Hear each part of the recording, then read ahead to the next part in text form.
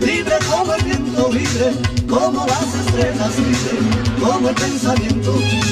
A todos internautas, un nuevo jueves aquí en Cosas de Barrio. Bueno, hoy tenemos a Aitana García, trabajadora de Cocook, que nos va a explicar un poquito ahora quién es, cómo trabaja, qué trabaja, con quién trabaja, para acercarnos a esas realidades que otros muchos jueves hemos presentado, como son los niños etiquetados como delincuentes juveniles.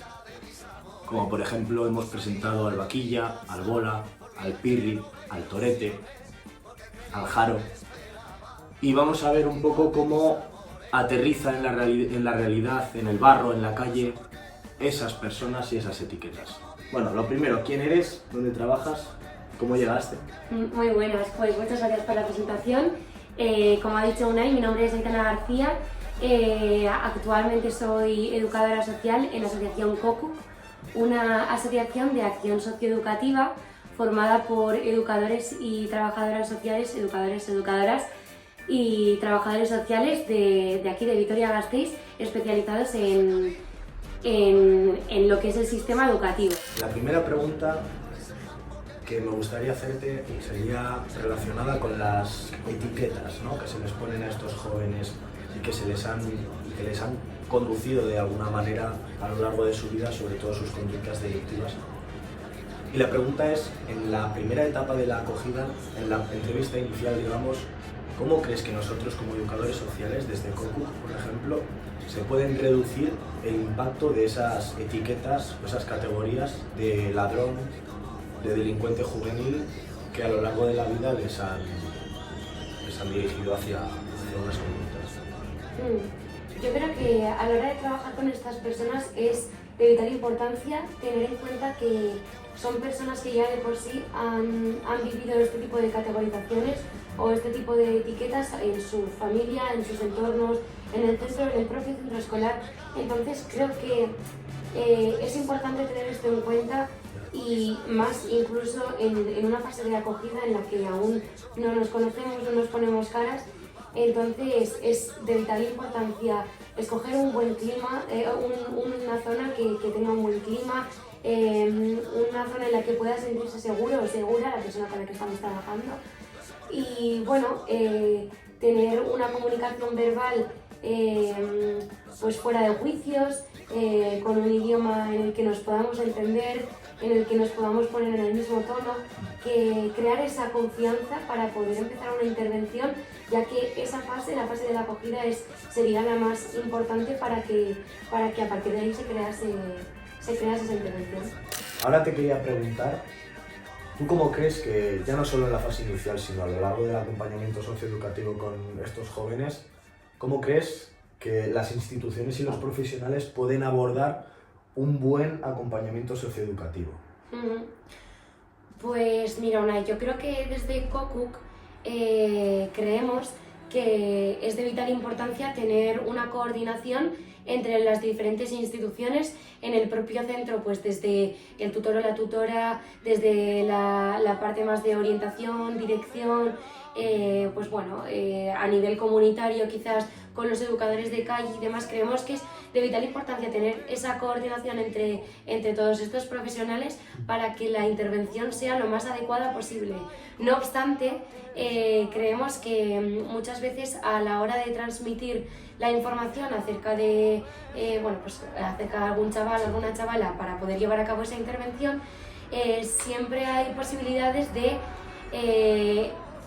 crear esos juicios, de compartir esta información con algunos juicios y bueno, esto crearía ya desde un primer momento que encasillásemos a estas personas de X o Y, limitando mucho la percepción nuestra hacia este menor o hacia esta menor, y además imposibilitando su capacidad de cambio.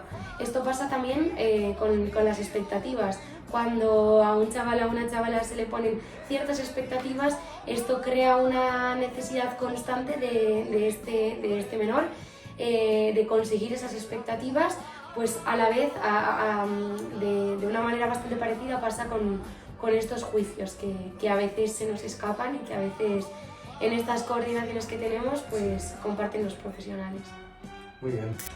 Y te quería preguntar ahora más concretamente sobre qué estrategias consideras tú como profesional y desde COCUC como entidad, qué estrategias consideráis fundamentales en la etapa del acompañamiento para garantizar que en la intervención socioeducativa reconozca y respete todas esas trayectorias vitales que han vivido esos jóvenes y muchas de vulneración y de vulnerabilidad y que han marcado al fin y al cabo sus vidas.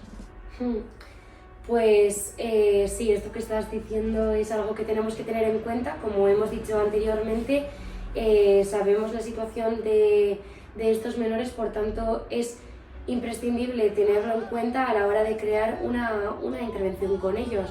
Por tanto, estrategias que sean necesarias, pues un acompañamiento, como he mencionado anteriormente, ponernos tanto en el tono como al paso de la persona, acompañar a la persona guiándola un poco en este proceso. Una escucha activa es necesaria, tener en cuenta las preguntas que estamos haciendo, los ejercicios que estamos realizando y sobre todo cuando estemos escuchando quitarnos esa voz que nos dice por aquí todas esas experiencias que nos recuerde todas esas experiencias de las que estás hablando que han tenido y entender, reconocer que estos comportamientos o esta forma de ser viene dada por esas experiencias. Por tanto, yo creo que en este caso la palabra clave sería el reconocer, ¿no? Tenerlo en cuenta. Es importante en este caso separar el hecho de la persona, entender que estamos trabajando con la persona y no por los hechos que vienen, esos hechos negativos que viene haciendo y cuando estamos trabajando con la persona, trabajar con la persona en todo su sí. También teniendo en cuenta su familia, su entorno, su estatus socioeconómico, su cultura y bueno, un poco por ahí. Pues qué bueno lo de separar el hecho de la necesidad de tener que recurrir a eso, ¿no? A pegar el tirón y de separarlo con la persona, porque al final ese chaval es una persona que se ha criado y ha vivido en un entorno pues de esas características, ¿no? Pues ahora, siguiendo un poco con el hilo de la entrevista, te quería preguntar sobre vosotros, en COCUC, el perfil del educador social, de la educadora social, ¿qué hace con esos niños categorizados como difíciles para superar los desórdenes de hábitos, de hábito de higiene, de horarios, de nutricionales incluso? ¿Qué hacéis para superar esos desórdenes? E incluso también las conductas impulsivas y destructivas muchas veces que tienen esos jóvenes y cómo podemos transformar esas dificultades en oportunidades. Vale. Yo creo que aquí podemos tener varias cosas en cuenta. Por un lado, es necesaria una atención en las aulas porque creo que hay muchos chavales que ya por su situación están demandando ciertas necesidades. Entonces, la detección sería el primer paso a seguir. Por otro lado, continuamos con un acompañamiento, como hemos dicho. Un acompañamiento permite conocernos, permite ver en qué situaciones hay un desorden. Entonces, detectar eso es imprescindible para poder llevar una acción que esté enfocada en ese cambio. Es necesario tener en cuenta esto para crear unos hábitos de salud, quizás desde el deporte, de higiene, de pues esos hábitos horarios como has mencionado, quizás algunas bases de convivencia, de conductas y demás. Para ello creemos desde COCUC que es muy importante trabajar de manera individual, como estamos mencionando, pero no solo se queda desde la propia persona, desde el propio menor, sino que también hay una parte de responsabilidad desde la familia, ya que pues la familia pasa muchas horas con ellos y es la primera socialización que tienen los menores. Entonces creemos que trabajar con las familias también es muy importante para asentar ciertas bases y, como has mencionado y lo has dicho muy bien, crear de este desorden oportunidades de cambios de mejora. Para finalizar la entrevista, te quiero preguntar sobre los niños sobreadaptados. Al final, sabemos que estos jóvenes ¿no? Pues como viven en ese desorden continuo, tienden a naturalizar mucho el conflicto, ¿no? Entonces, vosotros desde COCUC, o tú como educadora social, ¿qué técnicas o por qué abogas para que esos niños no tiendan a naturalizar el conflicto? ¿Qué podemos hacer? ¿Cómo aumentamos esa conciencia? Pues es muy buena pregunta.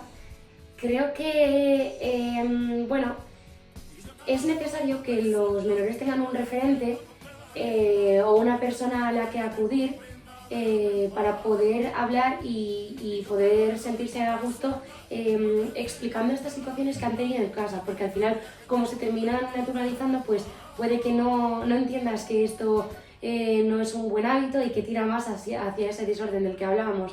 Entonces, en este caso creo que crear esa relación de confianza, sentir que el menor pueda sentirse acogido y escuchado, es importante para también poder crear esas bases. Entonces, bueno, partiendo de ahí, dotar a este menor o a esta menor de herramientas de mediación, de herramientas de diálogo, de esas conductas que le puedan ayudar a evitar o a gestionar mejor esos conflictos que pueda vivir en su casa, en este lado. Y bueno, además de esto, desde COCUC creemos que trabajar de manera comunitaria es muy enriquecedor, ya que bueno, aporta diferentes tipos de oportunidades. Por ejemplo, en uno de los colegios en los que trabajo tenemos un principio intergeneracional, es decir, trabajamos con personas mayores del propio Bizan y al final lo bueno o lo que puede aportar este tipo de encuentros es que la persona sobreadaptada a estas situaciones conflictivas esté viendo que haya personas adultas con las que pueda crear relaciones con unas bases mucho más positivas, mucho más adecuadas y que, por tanto, una relación con una persona adulta no es siempre desde el conflicto, desde la discusión y demás. Entonces creemos que desde la comunidad hay muchos recursos que se pueden exprimir y se pueden aprovechar y es muy bueno también para darse cuenta de esas cosas, de las relaciones que hay con los adultos. Bueno, pues ahora ya vamos con la última pregunta y es algo más concreto, ¿vale? Te quiero preguntar sobre, imagínate, ¿no?, que te llega un caso de un chaval, un joven que vive en constante defensa emocional, muy retraído, ¿no? Entonces tú, según te llega el caso, ¿cómo realizas esas técnicas de búsqueda de información para poder empezar a construir en la entrevista inicial? Pues la verdad es que con algunos menores es muy fácil, ya que bueno, no tienen ningún problema de diálogo y ponen nombre a sus sentimientos. No obstante, hay muchos, como a los adultos, nos cuesta a veces poner ese nombre a los sentimientos y hay que buscar otras técnicas. Yo creo que encontrar las técnicas relacionadas con los gustos de la persona, es decir, conocer a la persona, es muy bueno porque nos ayuda a crear esa intervención pues con otras herramientas.